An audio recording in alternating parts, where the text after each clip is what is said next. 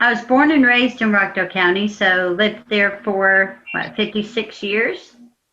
Um, and people have always said, oh, it's the smallest county, it's the smallest county, there can't be much there. The thing is, it's the people, and I know this sounds so cliche, but it's the people that made a difference. And, I was talking to Jean Yance earlier, and we were talking about all the programs that Rockdale County has, and so many of the other counties don't have those things.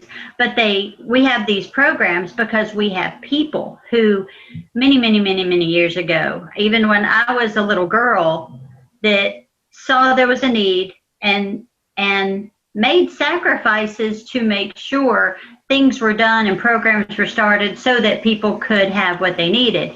And to me, that's what makes Rockdale County, or always did in my heart, made me proud of my hometown, because Rockdale had people who made a difference and made sure that even early on, when all the crazy stuff was going on with civil rights and everything in the early 60s, we had leadership here. We had business leaders, and my daddy was one of them, Sidney Herring, that worked with Gus Barksdale and so many other leaders in our community that made sure we didn't have the problems as far as when they, and before the schools, when they were segregated and then we integrated the schools and all, we didn't have the issues as much here. And what I was telling a friend not long ago was, we all grew up, everybody was friends, everybody got along, we all went to school together, everything was fine. The first time that I noticed there was anything that anywhere was having, racial or anything going on, I was in 9th grade. And I thought, what do you mean? What do you mean people aren't getting along? Because we weren't raised like that here. I mean, you always have people that try to cause problems, but all in all, Rockdale was made of people who just cared about people. And that's what I remember. Now, as far as some of my best memories, it was Beasley's, going and getting a milkshake or a lemonade, depending on what time of year it was, and walking in and having, Mr. Bill, which I love Bill Spivey, bless his heart. You walk in and he knew every kid's name. He knew every kid's, not only their name, but their nickname.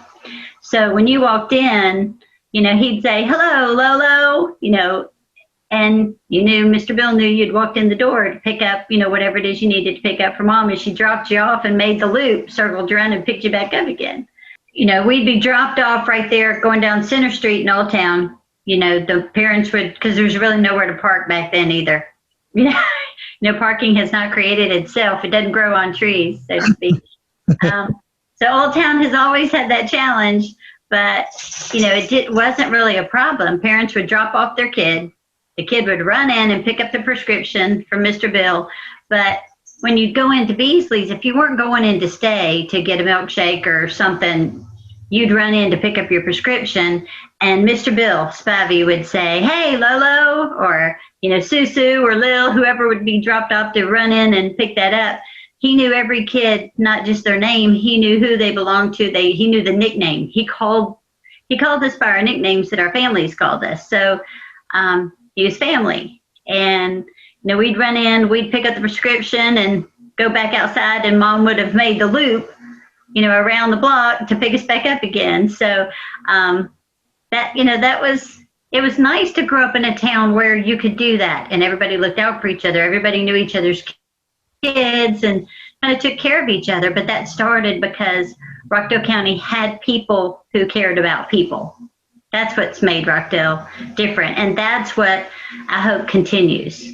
When my mom's family moved here, they moved out here because my grandfather was losing his sight. He was a chemist with the Food and Drug Administration for years and years, Ned Freeman.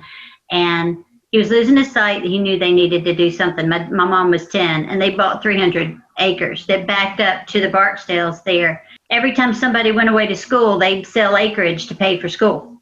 So I grew up on the remaining 30 acres that was left from all of that. There was a lot of school paid for during those years.